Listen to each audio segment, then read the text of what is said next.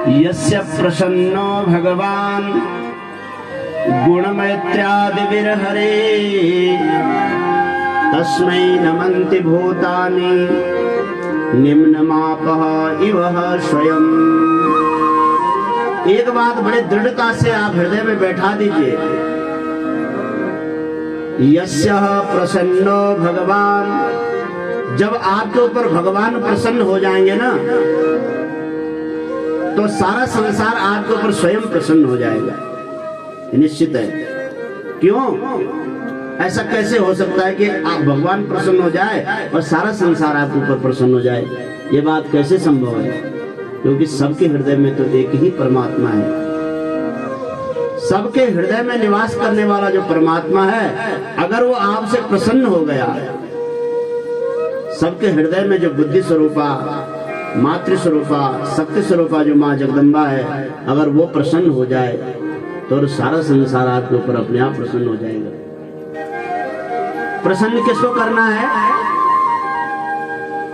भगवान को प्रसन्न करना है, माँ जगदम्बा को प्रसन्न करना है। और भगवान कैसे प्रसन्न होंगे? वहां सूत्र दे रखा है। इन चीजों को अपने जीवन में लाओ। भगवान अगर प्रसन्न करना चाहते हो, कुछ बातें बताए वहां पर। यस्य प्रसन्नो भगवान गुणमैत्र्यादिभिर्हरिः। बोले भगवान प्रसन्न कैसे होंगे? भगवती माँ जगदम्बा प्रसन्न कैसे होंगे? मतलब आपके अंदर जो है मैत्री भाव आएगा तब प्रसन्न होंगे। आपके अंदर अगर दया भाव आएगा तब प्रसन्न होंगे। अगर आप दूसरे के लिए चिंतित रहने लग जाओगे तब प्रसन्न होंगे भगवान। दया, मैत्री, जो कल हमने आपको बताया था कि दो प्रकार की संपत्ति है। एक शरीर की संपत्ति है जो शरीर से संबंधित है। आपके खेत हो गए, गौधन, गजधन, बाजधन और रतन धन खान, ये सब किसकी संपत्ति है? जितने भी आपकी बाह्य संपत्ति है, शरीर की संपत्ति है। लेकिन हमने बताया था कि कुछ आत्मा की संपत्ति है जो इस शरीर के छूट जाने के बाद भी हमारे साथ जाती है। मुझे लग रहा है शायद किसी को याद होगा। अगर किसी के आप हाथ खड़े करके बताओ, एक दो संपत्ति, 6 संपत्तियां हैं वो। अगर किसी, देखो कथा में तो हम रोज जाते हैं, हम निवेदन करते हैं आपसे, कथा में जाना बड़ी बात नहीं है। कथा में तो हम जाते हैं, ये तो हमारा एक धर्म है। ठीक है, बहुत बात अच्छी बात है, क्योंकि हम जब कथा में जाएंगे तो सारी बात हमारे हृदय में आना बैठ दे। शास्त्र ने कहा ना कि जैसे आपका जो कोई पात्र है, आपका कोई बंटा है या गागर है आपकी, आपने इस गागर को नल के नीचे रखा, लेकिन नल के नीचे रखने में आपने गलती कर दी, गागर को उल्टा रख दिया, गागर का मुंह नीचे कर दिया और उसके पृष्ठ भाग ऊपर कर दिया, और आप उसको छोड़ के चले गए। फिर आप शाम को आए तो गागर भरी हुई मिलेगी, खाली मिलेगी? होने लगी मेरी बात समझ में? होने लगी ना?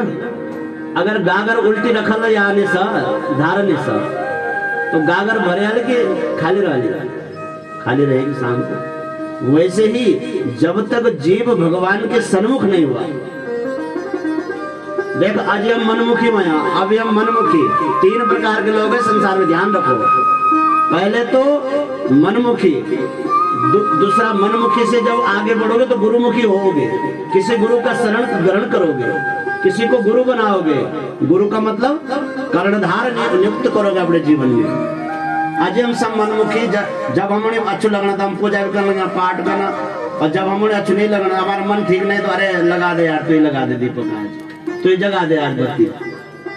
एक बत्ती भी हम नियमित नहीं जला पाते रोज। क्यों? क्योंकि हम मनमुखी है। जब हमारे मन में आता हम खूब पूजा करो, क्या घंटा बैठे भगवान आगा, और जय दिन अब भगवान रोज खाली तोड़ने की तो मैं बचा रहा घूमना। भगवान पता नहीं किस समय भगवान की दृष्टि आपके ऊपर पड़ जाए। भगवान की दृष्टि तो कब पड़ेगी तो आपको मैं जानते नहीं। इसीलिए तो कहा कि अगर हम नियमित भगवान के पास जाते रहेंगे, हो न हो उस परमात्मा करुणा निधि की कभी करुणा दृष्टि हमारे ऊपर पड़ जाए। वैसे ही हम बार बार कथाओं में जाते रहेंगे, कथाओं में जाते रहेंगे, हो न हो कभी हमारा भाग्योदय हो जाएगा। सदा नहीं होता है भाग्योदय, किसी समय हमारा भाग्योदय हो जाए और कोई वचन हमारे हृदय में बैठ जाए। हम सुनते सब है, जानते सब है, लेकिन जानते हुए सब मानते नहीं हम। स्वर्गारोहण में एक बहुत बढ़िया कथा, वो महाभारत के स्वर्गारोहण में एक बहुत बढ़िया कथा है। एक वृद्ध माता, एक वृद्ध पति और पत्नी थे दोनों। बच्चे उनके शहर में रहते थे। अब वाणिज्य व्यापार करते, बहुत पुरानी कथा है। अब महाभारत की कथा है तो बहुत पुराने काल के समय की बात होगी। बच्चे बाजार में रहते थे, खूब अपना उन्होंने घर बाजार में बना रखा था, और माता पिता घर में रहते थे, बहुत वृद्ध हो गए थे।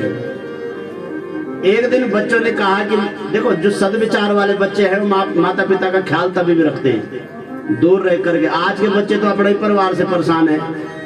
बोले बाप उल्टा दे दे मुझे, इतने परेशानी बता देंगे पिताजी के पास, माँ के पास, कि माँ के जो पेंशन वाले अभी माँ कौन दिन नीला भाई, ये तो इतना ही इतनी परेशानी बता। अरे माता पिता से क्यों परेशानी बताते हो?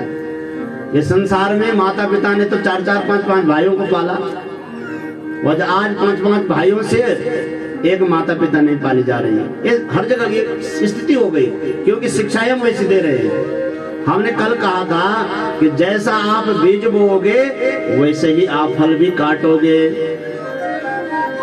करनी करे क्या करे, कर करके पछताए, बीज बे बबूल का तो आम कहाँ से खाए। जैसा तुम बोओगे, बच्चों के अंदर आप जैसा संस्कार दोगे। हमने कहा 5 तक बच्चों को गांव में रखो, अभी मत भगाओ। बाजार में जब गांव में रहेंगे, माता पिता के साथ, दादा दादी के साथ रहेंगे, बाद में सीख लेंगे वो। बाद में पहले जो है अपनी संस्कृति सिखाओ, अपना धर्म सिखाओ, और ये सिखाओ उनको। पहले साथ में रहकर के उनको खाना बनाना सिखाओ थोड़ा थोड़ा। नहीं तो बाजारों में आप कमरा दे रहे हैं उनको लेकर के। और बच्चे क्या है, खाना बनाना आपने सिखाया नहीं, जल्दी के मारे लाते मैगी का पैकेट, मैगी खा करके बर्बाद हो गए जीवन। विष खा रहे हैं, विष है वो विष। अच्छी चीजें गाँव के हम छोड़ करके बाजारों में रह रहे हैं। ये कथा के माध्यम से संदेश दे रहे हैं कि पहले, सबसे पहले उनको सही संस्कार दें। तो माँ को समझे, माँ क्या है।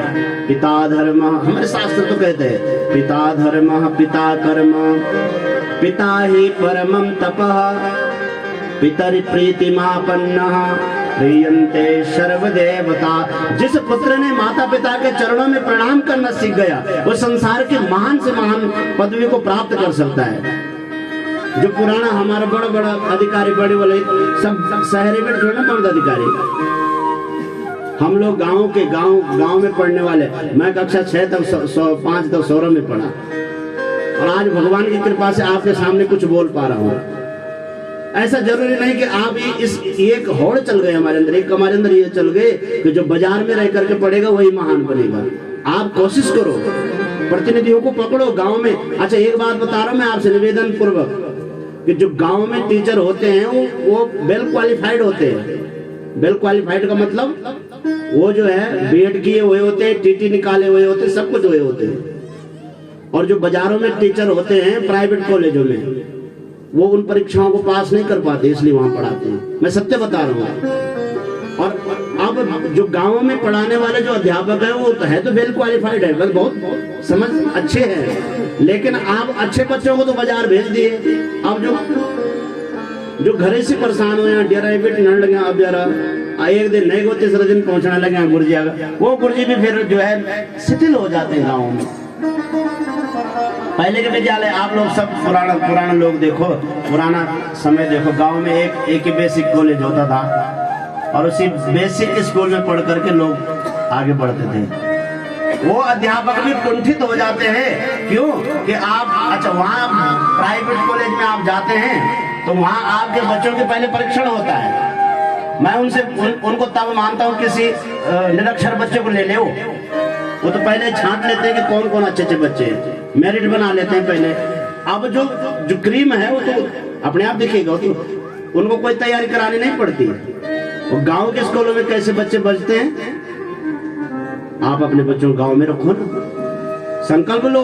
अरे शुरुआत हमको करनी पड़ेगी, आने वाला समय ऐसा आ जाएगा गांव खाली हो रहे हैं, और गांव खाली होंगे तो बाजार वाले थोड़ी नहीं समझेंगे देवताओं का महत्व।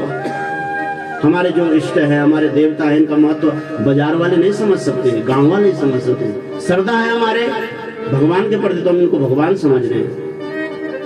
तो ये एक निवेदन पूर्वक हम आपसे निवेदन कर रहे हैं कि सबसे पहले बच्चों के अंदर संस्कार आना चाहिए।